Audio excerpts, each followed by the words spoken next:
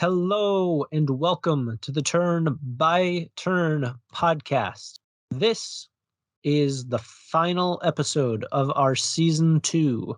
Just as a quick sort of highlight, and we'll talk more about season 2 and all that later, but we've done 25 episodes this season, which to pull back the curtain a little bit, we had to have 4 episodes every 2 weeks. So the release schedule for this was kind of brutal at certain points, but we'll get Especially, into I want you guys to remember we're talking about RPGs. Think about how long it takes to complete an RPG and compare that. yeah. So it's been quite the joy, but it's quite the experience. But today we are going to be talking about The World Ends With You, which is a action role-playing game. But let me actually get your opinion on this, Chris. It is an action role-playing game, but it feels like there's a fair amount of sort of turn-based elements about it. Would you kind of agree with that? Somewhat. I would definitely say action RPG above that, and depending on what platform you're playing it on, I played it back in the day for the original DS. I would say even something a little bit different and unique that maybe doesn't have its own genre title that should, because you're to paint a picture for you if you haven't played this game or if you've only played it on the Switch or iOS version. For the original DS version, you control Neku with the bottom touch screen, which is the main character of the story, and whoever his current partner is on the top screen, also fighting their own battle as part of your battle, and you control them with the D-pad. And so it was a really interesting way to think about combat with you actively, like, this is not totally turn-based, so like you're having to actively keep track of both screens and what both characters are doing and need to do. And so that was a really interesting way of doing that. Hmm. So I'm coming at it from the Switch version, so it's a little different. So basically, rather than having 2 different screens where things are happening, you have one bigger screen where everything's kind of squished into one sort of panel. So your battle sequences are all taking place together. So since I didn't play the 2-screen version, did that mechanic work for you, or did you find it to be kind of annoying? It absolutely worked, and I honestly cannot imagine the game without that. Yeah, like it would feel like a whole, I think, chunk of the game has been. I don't want to fully say that because I've not played the Switch version, and I do plan to at some point. So you might get some more updated thoughts on that in a later episode. But I just couldn't swing it with finances to replay it on the Switch for this episode. So I've sort of talked or hinted about it before in other episodes. The 2 screens of the DS messes with my brain when there are 2 different things happening on them. So if it's just like one screen is like your map and like your items list, and the other screen is your action, like that I can like get behind and understand. But 2 different sort of battle things happening, I feel like, does it feel like you have split loyalties? Like if you're paying attention to the bottom, the top is falling behind? I was able to keep track of it pretty well. I think they did a really good job with keeping in mind that you were going to be focusing on 2 things. So Neku's battle that's happening on the bottom screen is usually a little bit more intense, while the top battle requires just a little bit less attention. And that makes sense. Like you're just having to do things with the D-pad. It's not like you're having to move a character around as much on the top screen. You're just having to figure out how to attack and win. Hmm. So are you using the stylus? Yes, for Okay. Neku, you're using the stylus and also the microphone, depending on which pins you're using, which are the things that determine what attacks you're bringing into battle with you. Okay, so the microphone is what interests me because that's obviously not something that's really on the Switch. So what are you verbalizing? Anything. There was a pin I used that created like speakers that would do like area of effect attacks, and you just had to do something in the microphone. So usually I would just blow into it. Like if you were getting like really worked up in the game, would you just like scream? No, no, because the DS microphone is just not the most sensitive thing. So blowing directly into it is definitely the best way to get it to consistently work. Gotcha. I love the weird, like hokey Nintendo things like that. Like we've talked about in other episodes, that they Hmm. introduce these like Nintendo talk type things, and it's just so bizarre, like Donkey Konga type stuff. Yes. It's like a bold choice, but like the execution just either isn't technologically possible at the time they decide to do it, or it's just bizarre. So I love that, and it kind of makes me wish that, or makes me want to acquire a DS so I can experience that. I mean, I would recommend playing it that way. Obviously, I really liked it. But maybe we should talk a little bit about what The World Ends With You is. Give a little bit of an intro to it. Sure, I think that's a good idea. So, I've got a lot of information in front of me if you want me to take that. So, The World Ends With You is, like we said, an action RPG developed by Square Enix and Jupiter. And a couple of Jupiter's games you may or may not have played are things like Pokemon Pinball, Picross 2. What did they make for the DS? Spectrobes. the classic. I mean, I played Spectrobes like that. I'm trying to say things I think people might actually know, I but think yeah, Picross has an audience. yeah, they do all the Picross stuff. Yeah, I would say that's their biggest claims to fame is Spectrobes and Picross and Pokemon Pinball Hmm. and Kingdom Hearts Chain of Memories for the GBA. Gotcha. I think one of the things that stuck out to me was this doesn't feel like a Square Enix game. Like there needs Um, to, and maybe to it's me, it just does slightly, but it takes all of its inspiration from modern day Shibuya shopping district in Tokyo. And I think that really separates the typical Square Enix like fantasy stuff. I think that this layer of like theming on it really makes it feel like something different. yeah. Because when I think of Square Enix games, I'm thinking of like the like Final Fantasy, or like the games where it's like knights and Swords mostly. yeah, knights and swords, but with sort Um, of a darker feel to it than some other games. yeah, looking at the cover art though and like the character art and stuff, to me that looks like a Square Enix game. A lot of spiky hair. Um, yes.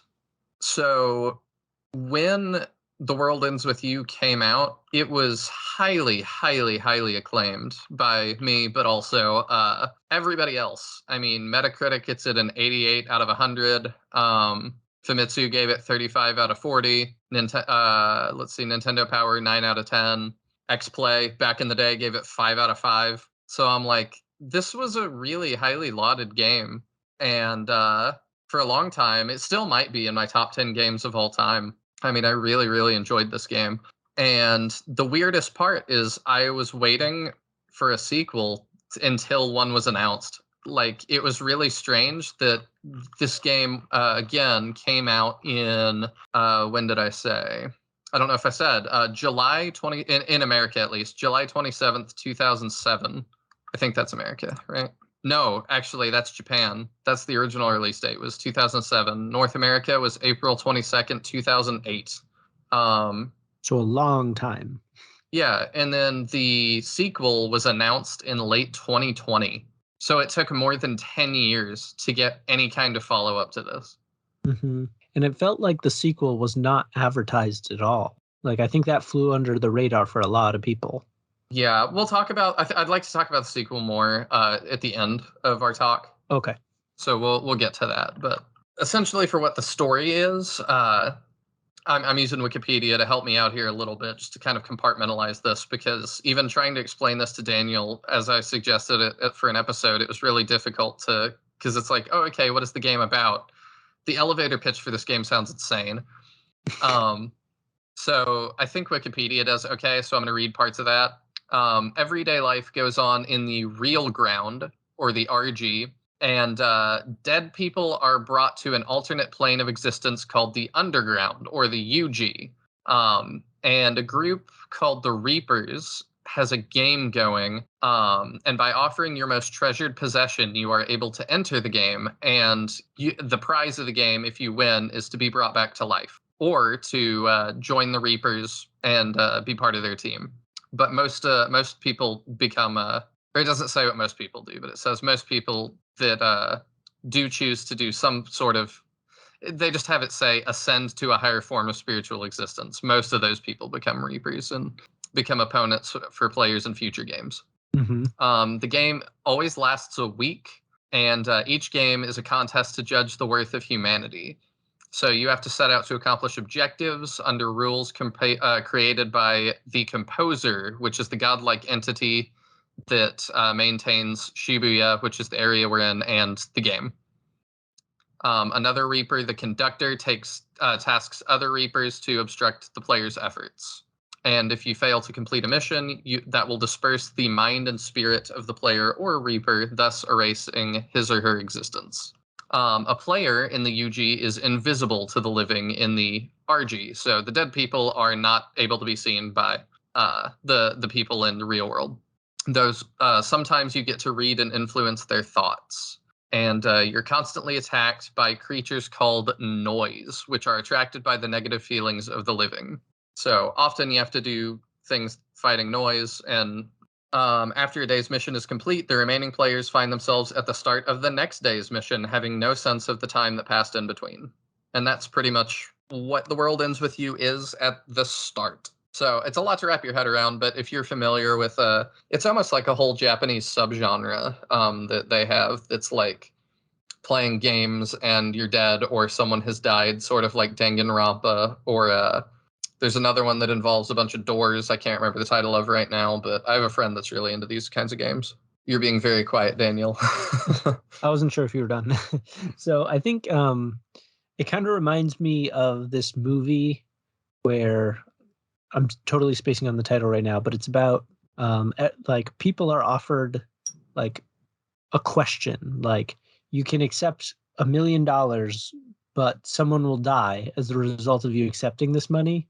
And it feels like something along that same sort of style where you have like your character that's betting their most important thing to be basically born again.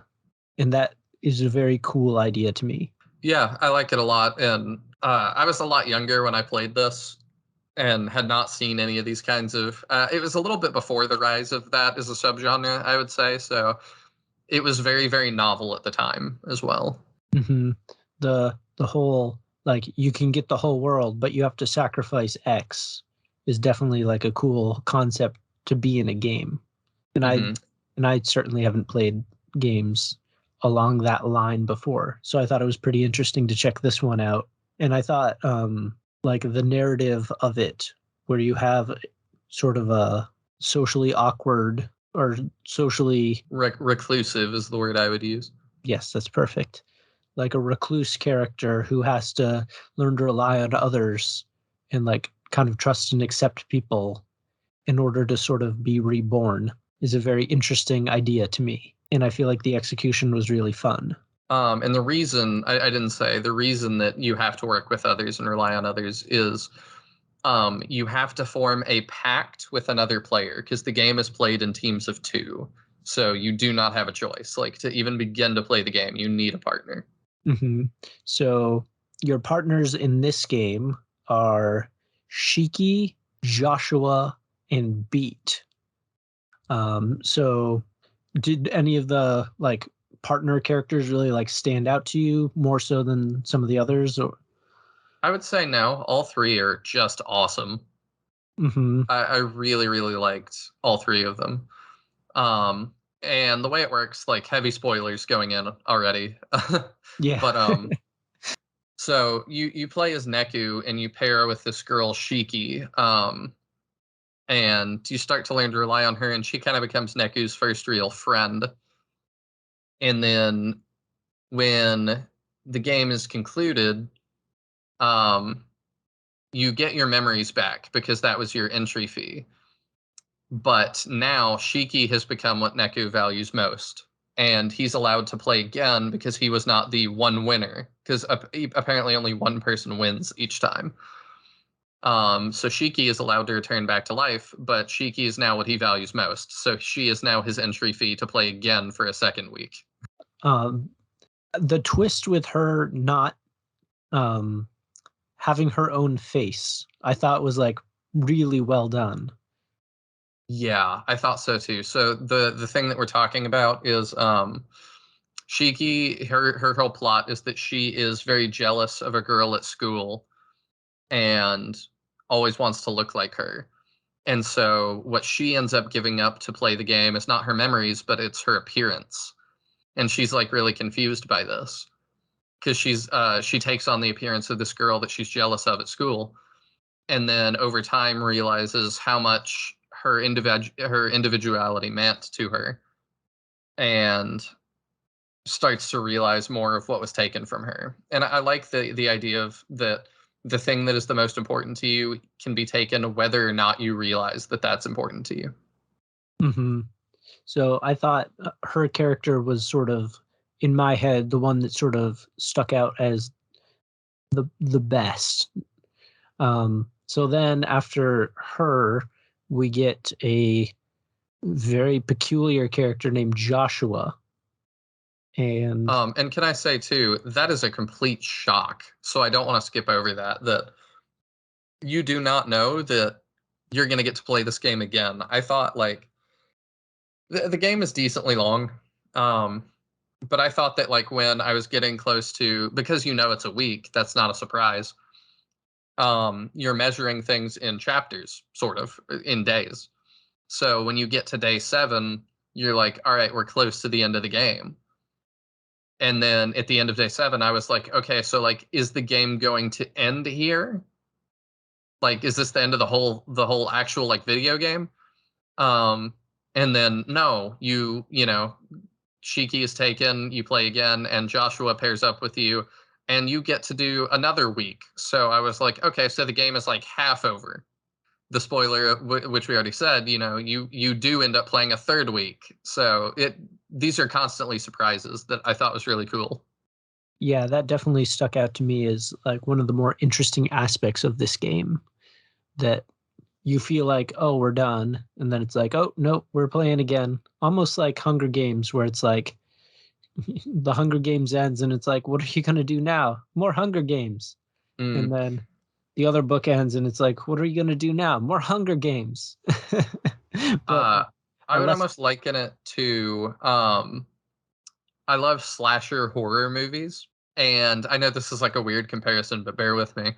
Um, I think that those get really fun because after you introduce a character like Freddy or Jason, you start getting into the sequels, and most people write those sequels off as like, well, they're ridiculous and stuff. And I'm like, yeah, but that's the fun of it, and that you already know the rules of the game, and so we don't need to spend 45 minutes explaining to you who Freddy and Jason are now.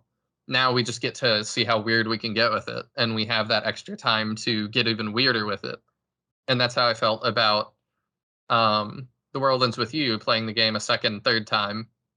It was like, you know, once you load in, Neku's not like, what happened? I don't understand. Where am I? He's like, oh, we're doing this again. All right, let's get to it. And you have so much extra time to do new and weird things. mhm. So the new and weird stuff is a character named Joshua. Um, Joshua was the part of the story I sort of feel like I had the worst grasp of. Um, It is a little bit confusing. I don't know if I'd call him a good character or a bad one, maybe like a morally gray character. There are Yeah, times, I would say he's above good and bad. yeah, just sort of. So, as I understand it, for some duration of the experience, he is the conductor, the boss of the game. Yes, he is the final boss. He is the deity-like figure that is overseeing this whole game. So, what did that, when you were first playing it, how did that stick out to you? Absolutely blew me away. Because you have no idea. He's just another player playing with you. And then I forget why he does that. I think it's like to see he's thinking about getting rid of the entire area Shibuya, like blowing it up in the real world. Because he doesn't think humanity is very good, and he's not entirely wrong in thinking that, but he wants to kind of figure out how humanity works, I think. So that's why he plays the game. Because humanity's extremes start to come out, and he's like, best way to observe is. And your friend Beat, also, who you meet in the first week, defects and becomes a Reaper for the second week. So I thought that was really cool, too, that one of your friends becomes one of the people working against you. But at the end of the second week, Joshua sacrifices himself to save you. But then it's weird because Joshua was this conductor figure and he's not dead. The whole Joshua of it was very strange, and I found it a little hard to follow.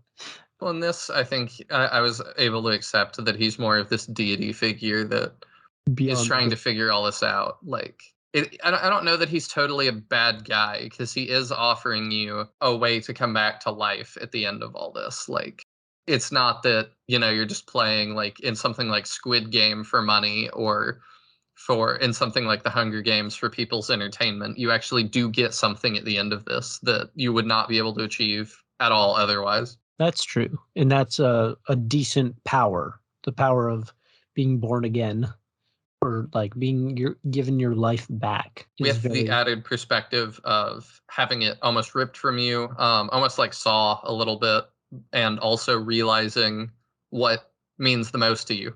So let's talk about Beat. So Beat and his younger sister Rhyme. Yes. I'm remembering her name right. Yep. So earlier off game, Beat saves Rhyme's life. And then after you meet them in the game, Beat is about to die and Rhyme saves his life. And then sort of after that, he decides to defect and become a Reaper, like Chris was saying earlier.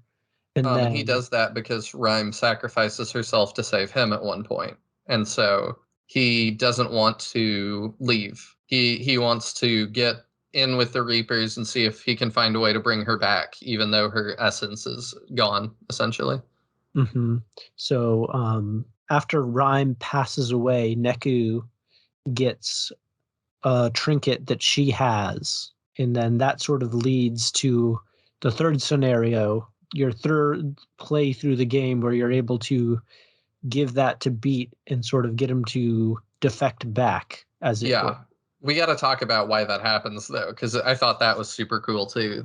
So Shiki became Neku's most valued possession for the second week. But because Joshua was not really dead, Neku was paired up with someone who was sort of alive the whole time. So the game ends up being kind of declared null and void, and he has to play a third time. But at this point, Neku is really driven to end the game and save everybody else that's in it. So the Reapers tell him that his entry fee to play this time is all of the other players. But if you remember back to what I said earlier, you have to form a pact with another player to even begin the game. So week 3, it's like, well, your cost was all the other players, and now you have no one to play with. Good luck. And Neku's like, that is horribly unfair. But Beat sees that and is like, I'm not going to let him just, my friend fight by himself, like, because you can't even start. So Beat defects and forms a pact with Neku to let him actually have a fighting chance. And I think that's all very interesting with the way it plays out. And it feels like I was saying, Shiki was the character I thought was the most interesting as far as the partners go, because it felt like the most like concise and pretty well written. Beat I thought was interesting because there's this sort of side story that he's really into skateboarding, and you find out that he's not that into skateboarding. He just wanted his sister to have dreams. He didn't want her to kind of give up on the world. So that felt like it added a nice extra bit of character stuff to that storyline as well. Is that something that stuck out to you or not so much? Somewhat, but not quite as much. I think my favorites, Shiki and Joshua, stuck out a little bit more to me than Beat did. But do you want to keep talking plot? Yeah, let's do a little more plot and then cut to a break. You as Neku and Beat do eventually find the game's conductor, the one that's running it, and he wants to overthrow Joshua as the composer to become the composer. And I know it's kind of weird, conductor, composer, but you learn that Neku actually was killed by Joshua to begin with. Joshua just showed up and shot him with a gun. Which I thought was fantastic because like Mhm. it would be so easy to just like Nintendo your way out of that kind of that's like, oh, Neku tripped and then like something happened, like, and the assumption is he got hit by a car or something. But it's like, no, like Joshua needed him dead, so he did what you do and you just showed up and pulled out a gun and shot him. Like Mhm. It it's so definitely simple. that definitely fits like the manic energy of this game. That was the result. Like if it had been like, oh, he fell in front of a car or that building collapsed on him, I feel like it wouldn't have hit the same way. I totally agree. It's that everything feels intentional. The fact that Joshua does that to you, I think really highlights the kind of person he is that's again like sort of above good and bad. He's just like, well, I needed sort of a conduit to play the game for me and do it in a way I thought I would want someone to. So I just chose you and what else was I going to do? Neku is I don't actually totally remember the end, honestly. Like the way the game in the game ends. Strong. I haven't gotten to the end yet, so Oh, okay. Well, it says on the wiki at least, Joshua wants to determine the fate of Shibuya and tells Neku to shoot him and kill him. And Neku's too conflicted to make a choice and is shot by Joshua again. And he finds himself once again at the crossing in Shibuya, confused by the events, but he's now alive. And then the credits show scenes 7 days later. This part I remember very well. The credits show scenes 7 days later in the real world as Neku comes to the Hachiko statue, which is a dog statue that is a real big landmark in the game. And I'll get to that in a second. But he goes to meet Beat, Rhyme, and Shiki and talks with them about how the past 3 weeks have been really actually changed all of them for the better. Neku wonders if Joshua's going to show up at the Hachiko statue as well. And then I don't know if I did this. It says you can find secret reports by completing additional missions after beating the game. And it says that Joshua, after seeing how Neku's been affected over his weeks of playing the games, decides to spare Shibuya because he now believes that there's value in people and the city. And Neku's worn headphones the entire game to block out the world. Implied, I think, that he's listening to music by the absolutely fantastic soundtrack that I will get into after the break. But he finally takes his headphones off, and you get to see Shiki's true appearance, which is really cool too. That I was looking forward to that a lot. And it's weird that you go and you meet someone who looks totally not like the person you've been hanging out with, but it's your friend. But they all leave together, and a title card appears called that says "The world begins with you," and I absolutely loved that as a kid, and I still love it today. And that is Mhm. also completely what I thought the sequel would be called. Yeah, I think it just feels so narratively strong. Like it echoes itself. Like to get in, like George Lucas always talks about like how Star Wars echoes itself, and Yes. it feels exactly like that, where you have your young hero who's antisocial and he goes through life experiences that push him to realize that people and friendship does matter and makes an impact, and he continues on in that same direction. hmm But the story does very much literally echo itself with you having to play the same game multiple times, even though you get different missions each time. Exactly. Like you learning the lesson once wasn't enough, but I would almost eventually. say it's like he gets bigger and bigger because he Mhm. goes first, his first conflict or his first thing that's taken from him is his memories because he cares about himself, and your memories are kind of who you are, at least as the game asserts it.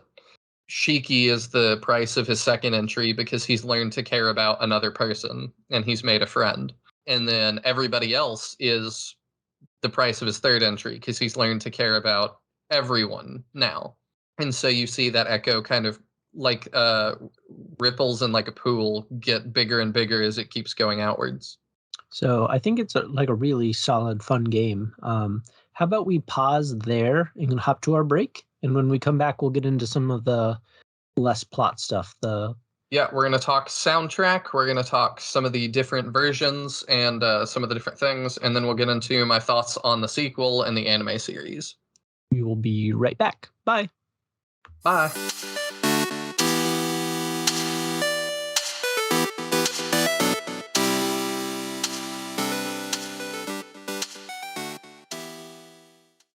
Hey, this is TC. And this is Jim from the Studio Demands It podcast, Where every episode we take a demand from a hypothetical studio, which could be you, and challenge ourselves to conceptualize, pitch, and craft a film based on the stipulations or the demands we are given. We talk about movies all the time. Particularly, we complain about the choices made in the films we've seen.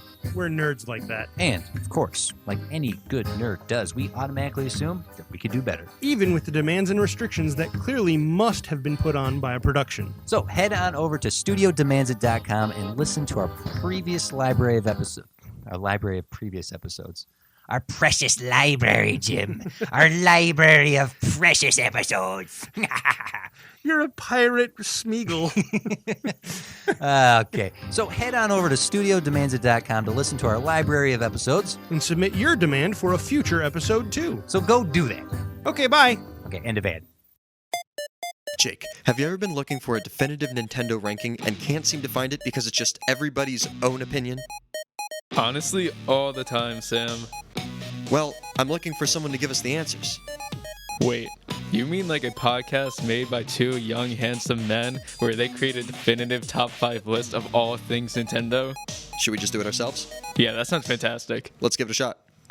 I'm Sam. And I'm Jake. And at Top 5 Nintendo, I'm going to give you my top 5 list. And I'm going to give you my top 5 list. And then we're going to duke it out and see what the real top 5 is.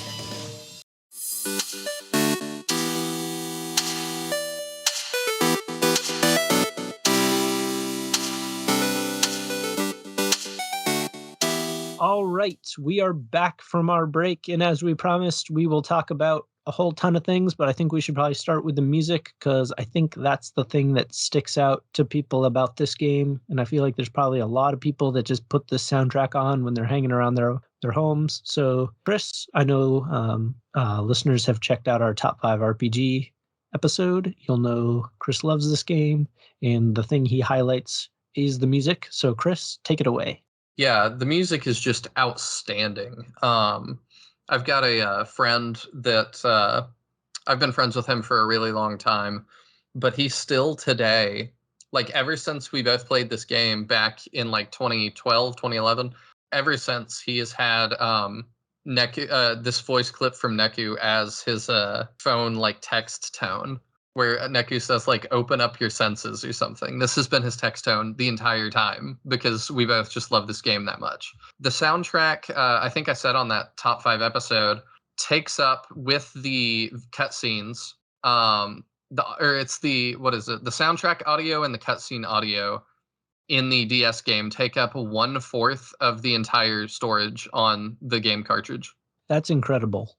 Just because you generally think for a lot of cartridge games, it's a lot of 8-bit stuff, so it's all really kind of small. So they pumped a lot of data into this. And I think it was completely worth it. Like, it doesn't sound like compressed at all. It sounds like CD quality almost, playing out of your DS, which is insane. And I mean, there's like full instrumental songs with like vocals and things, and you can hear like all the instruments and stuff. It's really impressive. Mm-hmm. And I think we can actually plug one of our other 6.5 shows. The Brothers-in-Law is a podcast about making like home brewing, and we sort of partnered with them to make The World Ends With You beers. And by partner with them, we told them what the game was about. They played it and they made the beer, and we did nothing but try it. So yes, their prompt that we gave them was they needed to capture the aesthetic and the feeling of The World Ends With You, because I was going to get into that too.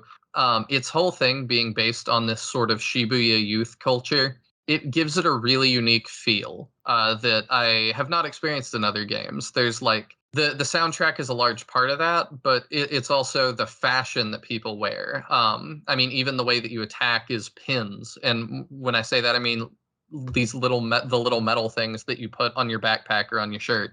For our American audience, that means flare. For those of you who have seen Office Space. Yes, same sort of idea. The noise, the creatures that attack you are almost like tattoo designs. That's kind of how I look at them. They're or graffiti. And the soundtrack is very like kind of hip hop esque with a lot of jazz influence, and it just all comes to be a really unique setting. The only other game I can think of that even comes close to sort of similar is Jet Set Radio, which is an old Sega game. I don't know if you're familiar with that one, Daniel. Definitely not.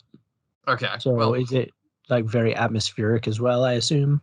Yeah, it's another one that has that one you're playing as a skater and you have to do graffiti and stuff. It's very gang oriented, and music is a huge part of that as well. Like you're constantly tuning into an underground radio, like illegal radio station that's playing music the government doesn't want you to hear, stuff like that.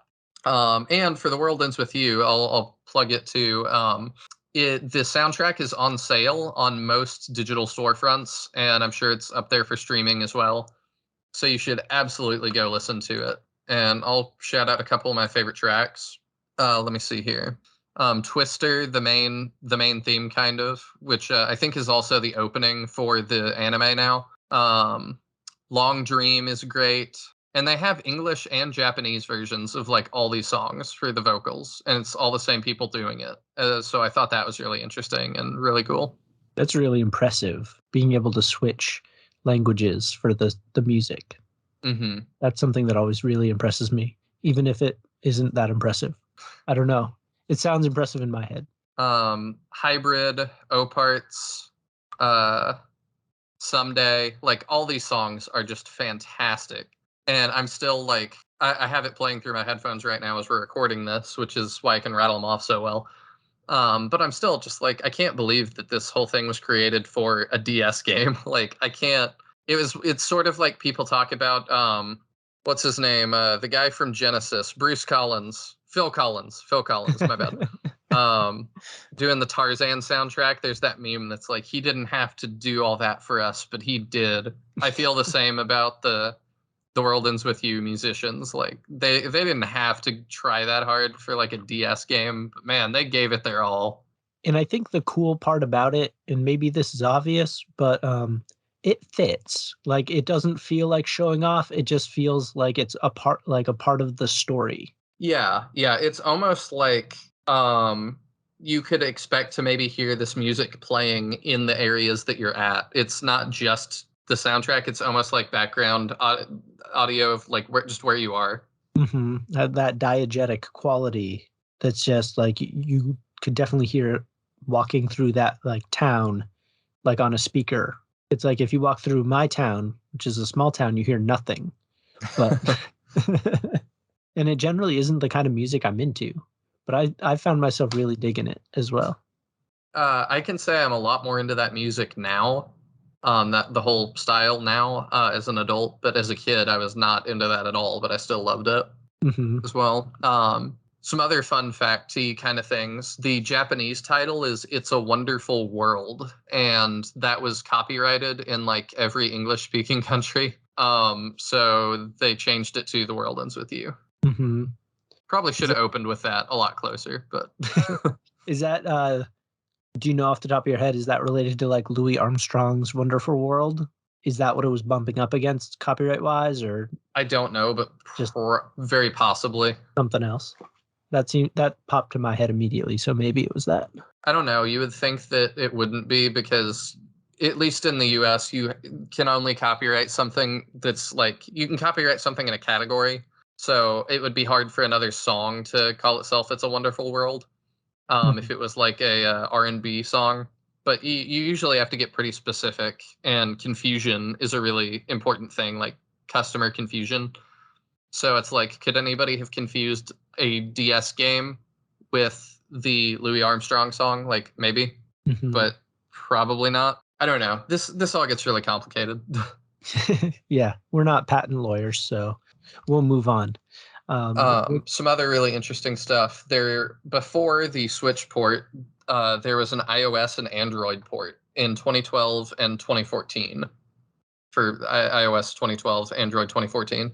Lauded the combat and the controls. I would still say the best way to experience a game is almost never on mobile. Something that I thought was cool was they did actually try really hard. So the game is called The World Ends With You Solo Remix, and has redrawn high definition versions of a lot of the art. And there's additional remixes of the songs. There's a little mini game you can play in the DS game called Tin Pin Slammer, which lets you play with the little like flare you have, these little metal pins. And it's almost like Beyblade. You try to knock other people's pins out by like throwing yours at theirs. But you could still do that on the phone version as well, apparently, and like play it multiplayer with people. Another really cool thing was in the game you can, like we talked about, if you're in the Unreal world or whatever it was called, the Underground, you can scan people's thoughts and read their thoughts that are like a lot. You can do that to the people that are alive, and you can use that to influence them somewhat. I didn't know this till I was reading for this episode. It says that in the iOS version of the game, probably Android as well, you could connect it to your social media app, and it would display your friends' like Facebook and Twitter posts as scanned thoughts from NPC characters in the game. Really? That's weird. I don't know if I'd like that. I don't know. I would definitely, if it doesn't have their name, I would probably see some stuff and be like, who is writing that? Like, whose thought was that? No. Yikes. Because I've got friends that say some weird stuff. Definitely on Facebook. I mean, I do think it would be funny, though, if it's like, oh, what is this guy standing in the corner thinking? And it's like, your grandma liked this post. I would be like, what? No. Like 15 different ways to make a pancake. Yeah, I thought that was really funny, and potentially could lead to some fun stuff. Then the Switch version is called The World Ends With You Final Remix, and allows you to use the Joy-Con to play co-op with Neku's partner, whoever that ends up being at the time. And this also added an entire separate, like, smaller campaign called A New Day. And I've not played that, so I'm not going to speak to that. And I'm not going to read it because, like I said, I actually will play that at some point, so I don't want to spoil that for myself. That sounds interesting. Mm-hmm. If you want us to report back on that once we both get around to playing it, just let us know. If you want us to do another episode covering like A New Day, and then even the sequel, Neo, The World Ends With You. So. Yeah, let's get into some of my thoughts on some of these other things. Exactly. Because I'm a little bit more married to this game than you are, I think. So I didn't know there was an anime, so that's interesting. Yeah, I've not watched it yet. I didn't realize that it was already finished airing. It's 12 episodes. But sort of my question is, the anime came out in 2021, like summer 2021. Neo, The World Ends With You came out, I mean, like I said, it was announced in late 2020 and came out summer 2021 for the Switch and the PS4. And PC came out September of 2021. I didn't realize there was a PC version. Mm-hmm. My thoughts are, and I've not played that yet either. And you might be wondering, Chris, this is one of your favorite games of all time. Why have you not watched the show? Why have you not done the sequel and stuff? Because I've been busy with life stuff, and they waited so long. And I don't know why that was. Like, I saw The World Ends With You topping lists for, like, gaming IPs that had tons of potential and just had nothing done with them. And then, I mean, the soundtrack also, like, won awards. Like, it wasn't just the game. But it was like, what, from 2007 in Japan, 2008 for us, to 2020, nothing. So it was just really like this long dry spell. I just sort of like got busy with other things, and I haven't been able to get back to this world yet. And I'm somewhat excited to. I've looked at the sequel, and I'm real not impressed with the translation. and this is like a controversial topic, and I don't know why, honestly. Like, the translation, it's not that this translation itself is controversial, it's just translation in general. I'm the kind of guy that when I'm playing a game or anything, I'm watching a movie from a different culture and it's in a different language, I really just want you to translate that as close to as is as you can. And the reason that I like a lot of these things, like I liked The World Ends With You, is because, you get kind of that Shibuya culture, and it's really interesting because it's not, like I said, it's not a setting that I'm familiar with as an American that lives, in Texas. It's just not something I would be experienced with. And so it's really cool to kind of immerse myself in that music and in that style and that fashion. That's really, really cool to me. And so the sequel having a lot of like translation things where the English translators added in like memes. There's like Among Us references where they talk about people being sussy and imposters and stuff. And I'm like, man, I just really don't like that. The reason that I'm interested in this is because it is what it is. I don't want you to Americanize it. If I was really interested in American stuff, which I am sometimes, I would watch something like Game of Thrones, or I have American media to be American media. I don't need my Japanese media to be American media too. And I think that especially stands out because the Shibuya is such a big part of it. Yeah, you can't like divorce the culture from this game. Like it's dripping with it. Yeah. It's a study of that culture, so why would you put other stuff in there? Yeah, I don't know. And I meant to get back to it and I didn't quite, so I'll just do it here. Like the Hachiko statue is a really good example of that, in that as an American, I had no clue what that was. But they didn't call it like the hero dog statue or something to try and Americanize it for me. They just left it as the Hachiko statue and let me be confused until I went to Wikipedia and looked it up and learned that it's a statue that is in Shibuya, and it's there to honor a dog that I think it was that his owner died, and the dog would take the subway in Shibuya every single day to go like visit areas that his owner used to be in, like every day. And so everybody just got accustomed to seeing this dog Hachiko walking around. Everybody knew his name. And then when he eventually died and wasn't there anymore, the people were really sad, so they built a statue of him. And it's like to commemorate his loyalty to his friend, his owner. And I was like, man, that's just so cool. Because I didn't know that either, and just hearing it now, that's really cool. I love stuff like that, and so I would always prefer it just be left as is, and let me be confused, and I'll go figure it out. Mhm. In my head, one of the best things a game can do is make you interested about something else, and you end up learning something additional because of it. Yeah, and because of that, I've not been able to go to Japan. I'd really like to at some point, and I'm sure I will. But Shibuya, because of The World Ends With You, is on my list to go visit. And it sounds dumb and nerdy and whatever, but I'm like, I do want to go see the Hachiko statue and stand there where Neku and his friends have their adventures. Like, it's just cool to me. It's like a lot of people's interest in going to New Zealand to walk the path to Mordor. Yeah, I mean, very, very similar. Yeah, and I don't think that's that nerdy. I think that stuff is cool because it's a traceable thing. A lot of things in video games, like, we're not walking around Fire Emblem maps.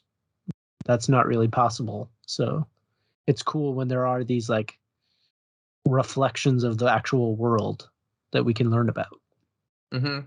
And there's that whole idea too that's like, since the game takes place in sort of an unreal world on the opposite spiritual realm of Shibuya, there's like that idea that, it could be going on. Like, is stuff like that I just think is kind of neat. Yeah, it is possible that is happening. Yeah, like I know it's not, like I'm not saying that, but I just think it's neat that the plot sort of fits like that. And yeah, so I do still plan on playing the sequel at some point, but I feel like conflicted because I'm like, I can go buy it new, and I heard it didn't do well at all.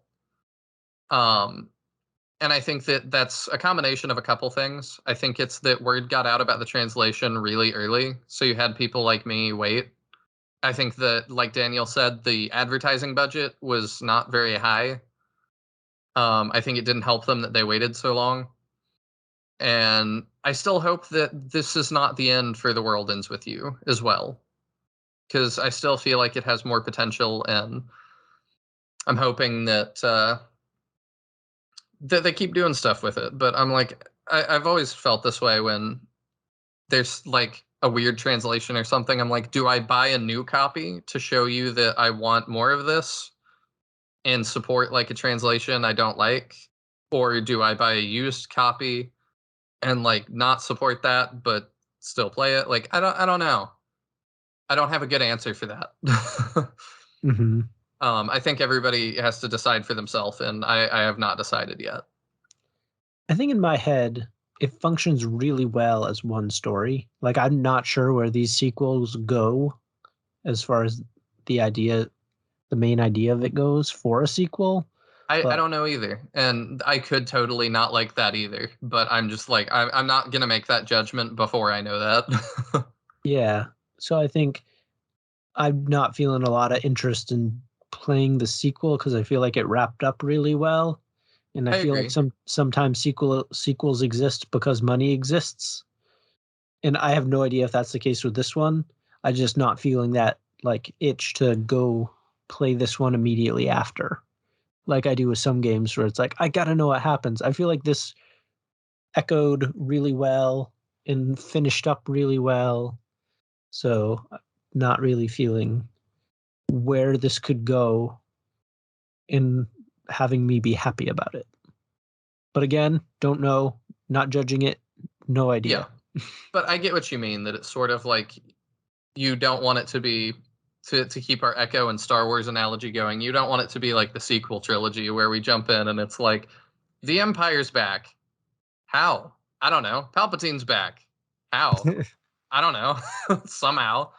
You don't want to jump into The World Ends with, or Neo The World Ends With You and be like, all right, you ready to play the game again? And it's like, but I thought Joshua realized like that we didn't need the game and like people were good. And it's like, I don't know. Game time. Like, Yeah.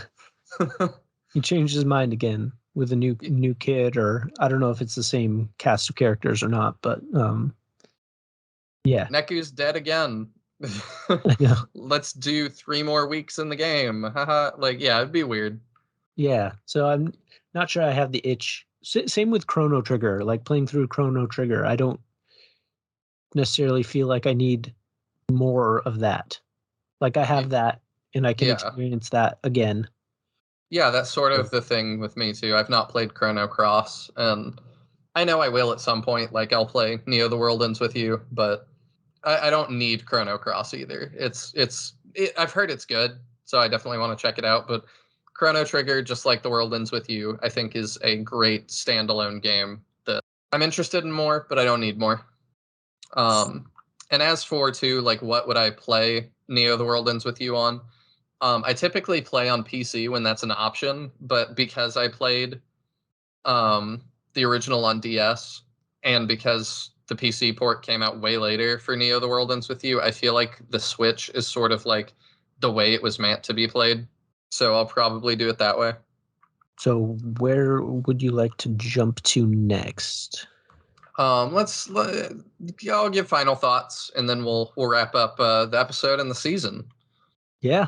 The World Ends With You, like I said, is one of my top games of all time. It's absolutely fantastic, and I think everybody should give it a shot. Preferably, at least I said for me, on the DS, but I understand that is not an easy thing to do these days. But the story is really the important thing, and I feel like I haven't looked at the Switch version too much, so maybe I'd like eat these words, but I'm hoping they wouldn't port it without like a good way of doing it. that at least it suffices. If nothing else, even if the combat like works worse, you can play it with a friend, and to me that makes almost every game more fun. So maybe that would be a good way to experience it in the modern day.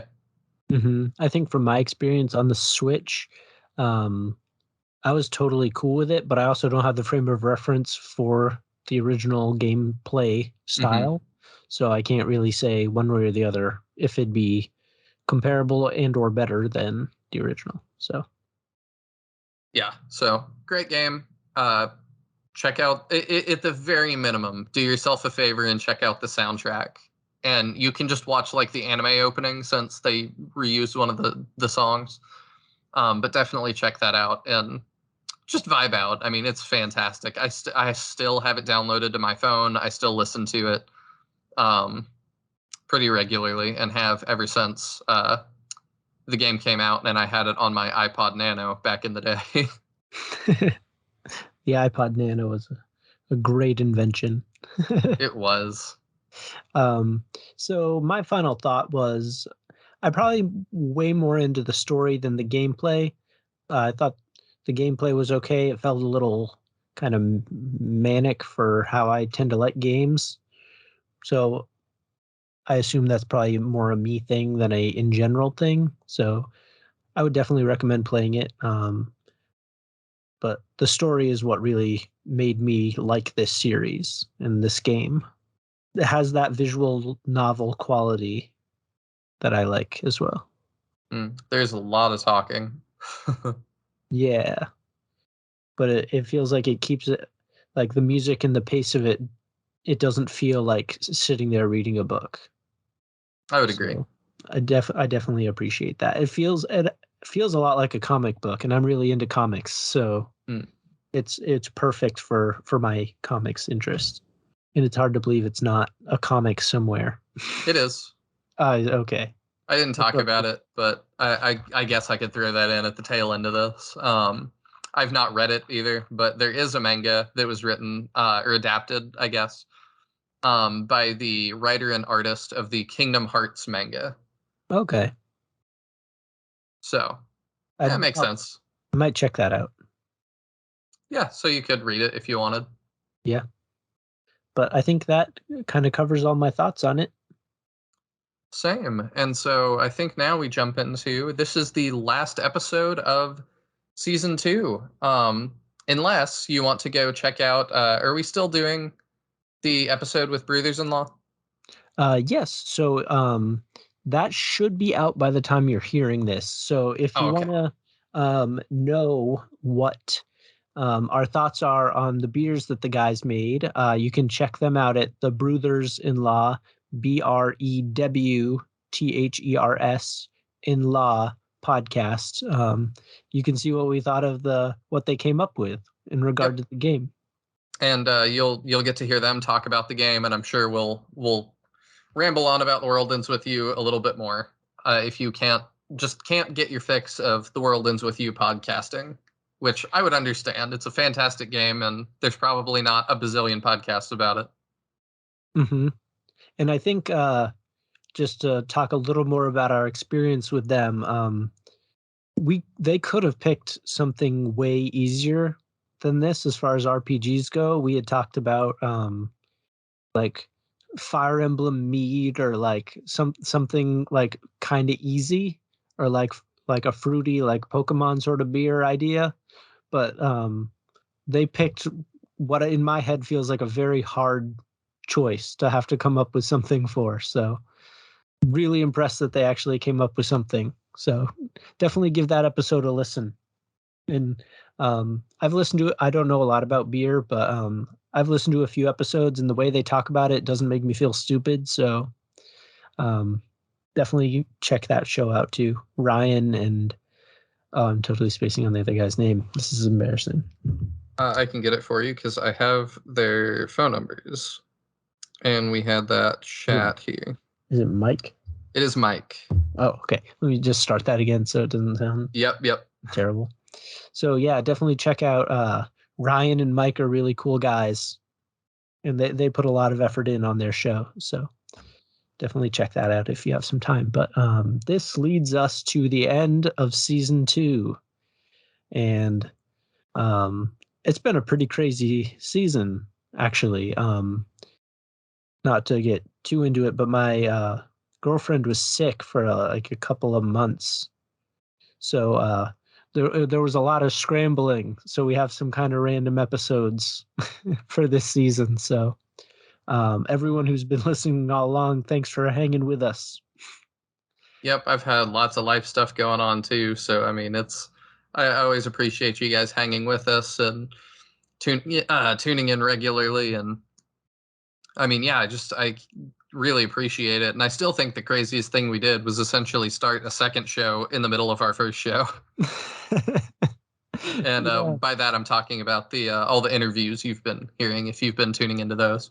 Yeah, and the interviews, everyone's been so nice and considerate with their time and making time for us and giving us so much. And met a lot of new friends throughout this, actually. A lot of people that I'm still feel like I talk with every couple of days now. So it's been very interesting and fun. So yeah, same. This show has just been a great experience, and I'll give a shout out to Daniel here too. Daniel does so much on the back end for this show that I don't even ever have to see. And so he's just awesome, and I definitely appreciate all that he does behind the scenes that doesn't even make it to me, that I don't have to worry about. Yeah, it's just crazy to think that this show is like gone for 2 seasons now, and I guess now we can say there will be a season 3. Yes, we can officially say season 3 will exist, and it will be starting in a few months. Yep. So Danielle and I have to play a bunch more RPGs. We're gonna go. We haven't talked about all the games we're gonna do yet. We're gonna do some more niche picks. I haven't talked to Daniel about this yet. I have in mind for us to go back and play some we've talked about games from when we were growing up, but I have in mind for us to go play some really old RPGs and give our thoughts about some of those. And then we have some really, really massive multi-part episodes planned as well. So you'll get all kinds of things. Yeah, and we've already been talking to people. So for frame of reference, I put way a lot of effort into this. And like a lot of stuff I probably should tell Chris about more often. But we have a lot of people for potential guests and a lot of people that may resurface and all kinds of different stuff. So we have a lot to give, and we hope that you'll hang with us. That's all I got. I know. I think we beat it to death. So thanks everybody for listening, and you will hear from us soon. Yep. In Turn by Turn season 3. Yes. We should probably pitch things. You can follow us if you haven't already on Apple Podcasts, or you can find us on Spotify.